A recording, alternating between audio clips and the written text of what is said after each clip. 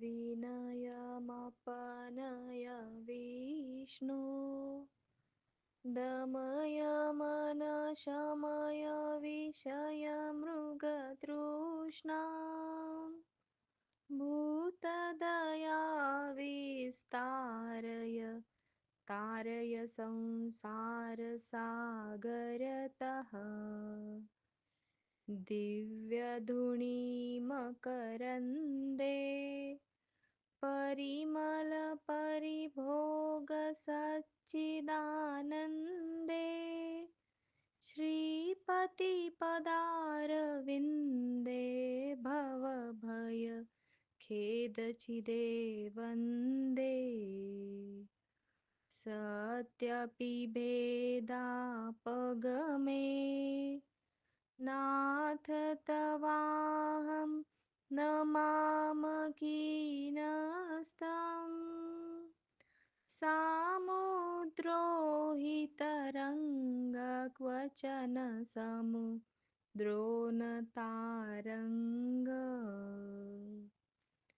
रुद्धुतनगनगभिदनुज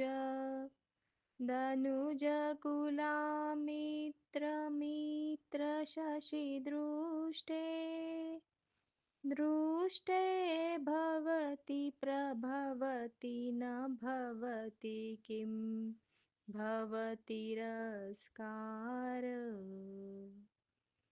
मस्यादिभिरवतारै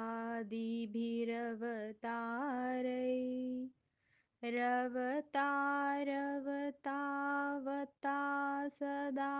वसुधाम् परमेश्वर परिपाल्यो भवता भवतापभीतोऽहम्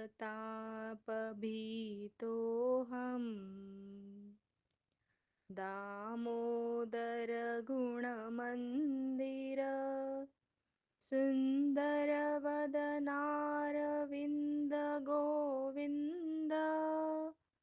भवजलधिमथनमन्दर परमं दरमपनय त्वं मे नारायण करुणामय शरणं करवाणि तावकौ चरणौ इति षट्पदी मदीये वदन सरोजे सदा वसतु सदा वसतु सदा वसतु इति श्री शंकराचार्य विरचितं श्री विष्णु षट्पदी स्तोत्रं संपूर्णम्।